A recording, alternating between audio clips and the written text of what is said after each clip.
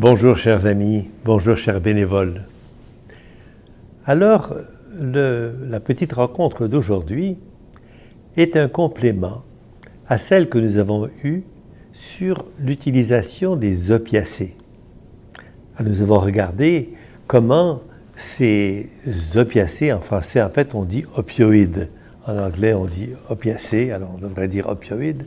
Ces médicaments sont très utiles pour enlever de la douleur et chez les personnes qui sont en fin de vie, que nous accompagnons comme bénévoles, lorsqu'elles sont bien prescrites, lorsqu'elles sont aux doses appropriées, le plus souvent, eh bien, le malade n'en a que très peu d'effets secondaires, mais beaucoup d'effets bénéfiques.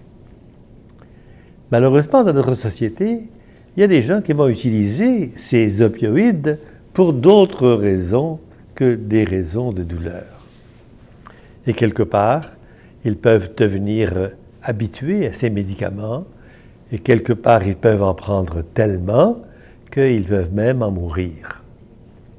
Alors, je voudrais que nous communiquions avec vous quelques minutes sur les raisons qui expliquent cette proximité entre l'utilisation d'opioïdes pour calmer une douleur objective et l'utilisation d'opioïdes pour d'autres raisons. Je vous donne un exemple. Ça se passe en Tanzanie et voilà que sous un arbre, il y a un lion qui dort. Et après 12 ou 15 heures de sommeil, il commence à avoir une petite faim. Il se met à respirer l'air ambiant. Il y a un parfum de gazelle qui arrive jusqu'à lui.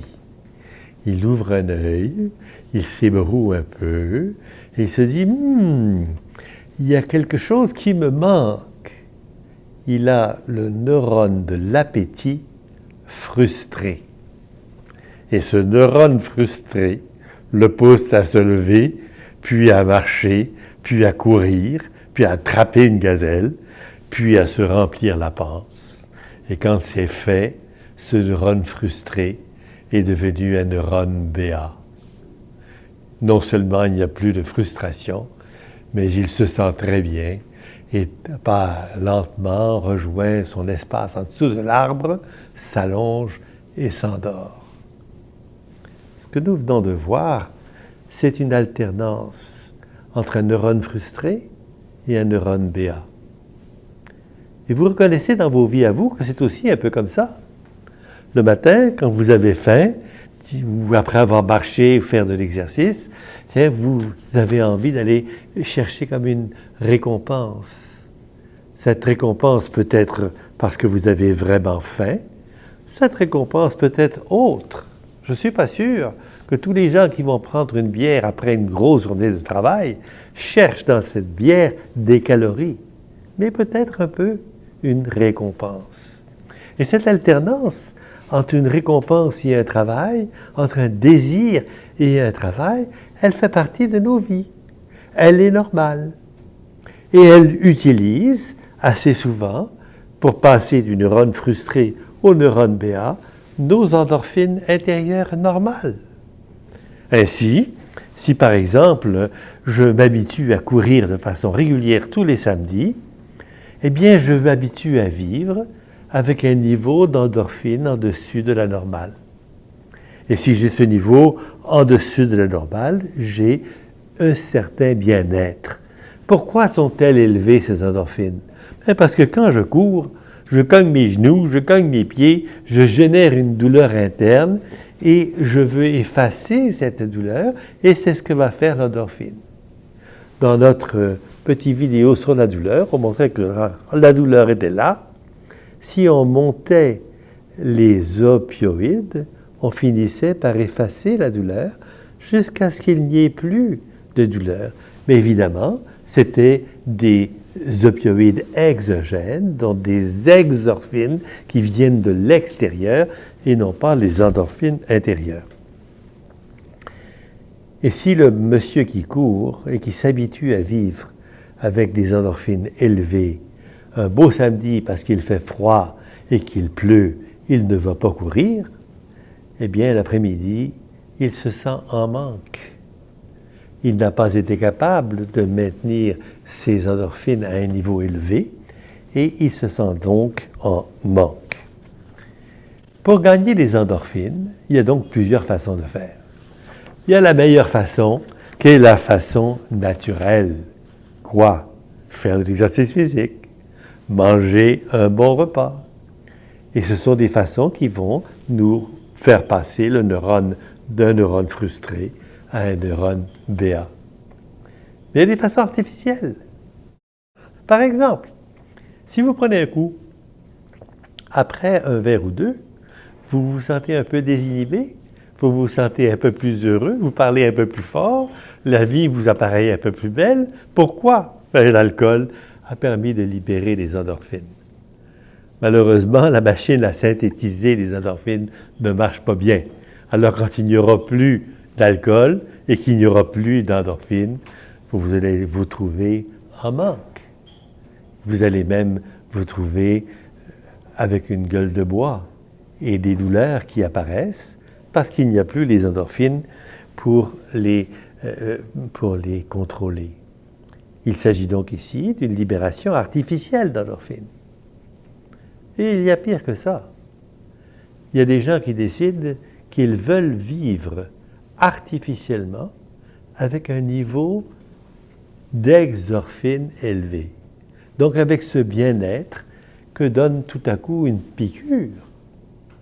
Le neurone ne devient pas béat parce qu'on a fait les bonnes choses, le neurone devient artificiellement béat et avec une molécule qui est souvent bien plus puissante que la béatitude que donnent les endorphines. Vous savez, les opiacés, quand on en prend trop, quand on en prend, ça enlève la douleur.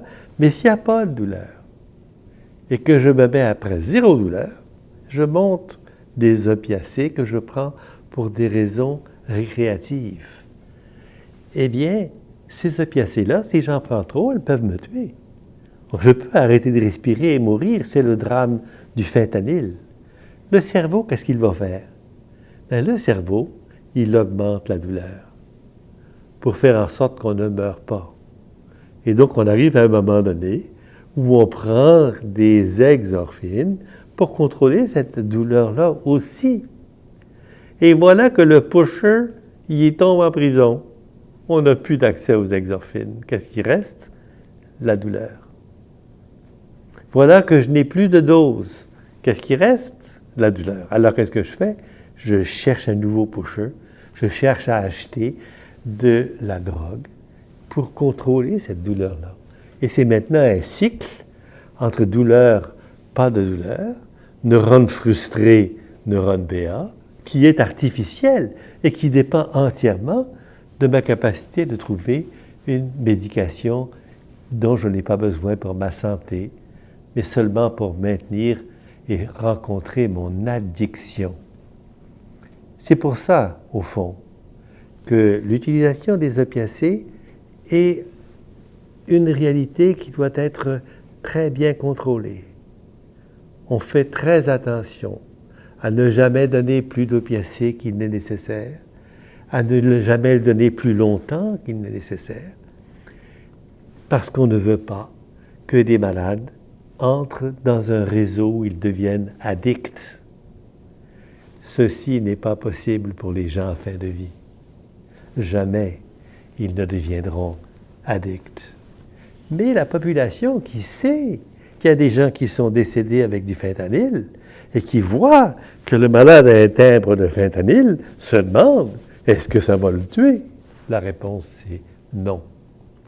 Nous mettons des microdoses de fentanyl pour que le malade soit confortable, mais jamais assez pour que cela génère de la douleur lorsque l'on travaille bien.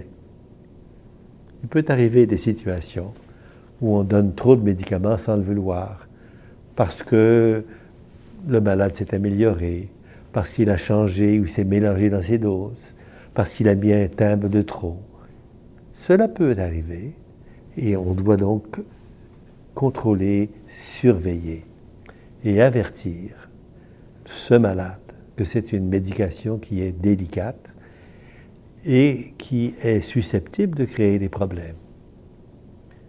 Et surtout, expliquer aux familles que lorsqu'il s'agit de douleur, il ne s'agit pas de faire de façon artificielle un neurone BA. Alors, restons à l'affût. Lorsque nos malades reçoivent des médicaments pour la douleur, on leur donne ce qu'on doit leur donner et on surveille tout signe d'excès.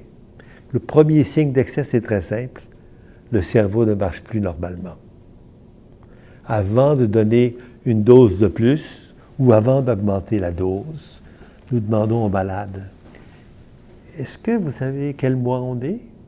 Quel jour on est? Pouvez-vous me dire les jours de l'année? Ben voyons, docteur, janvier, février, mars, avril, mai, juillet, août, septembre, décembre. Très bien. Pouvez-vous le dire à l'envers? Ah oui. Décembre, novembre, septembre, décembre, novembre, octobre, septembre.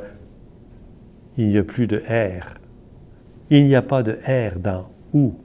Et voilà que le cerveau ne sait plus qu'avant le mois de septembre, c'est le mois d'août. Et quand ça arrive et que vous prenez des opiacés, il y a des chances que vous en prenez un peu trop et que votre cerveau commence à être ralenti. Nous testons cela chaque fois pour nous assurer que les doses reçues sont de bonnes doses et quand c'est bien fait, il n'y a pas de chance que ce malade devienne un addict aux opiacés. Et vous comprenez aussi pourquoi. Nous n'utilisons pas les mêmes médications pour des gens qui vont vivre pendant 20 ans que pour des gens qui vont mourir dans 2 semaines. Le risque n'est pas le même, la médication n'est pas le même. J'espère que cette petite explication va compléter un petit peu le vidéo sur lequel nous expliquions que lorsque la douleur est élevée, on donne plus d'endorphine pour la contrôler. Et quand la douleur se met à descendre, on descend les endorphines en même temps, les exorphines en même temps, pour trouver de l'équilibre. Merci beaucoup.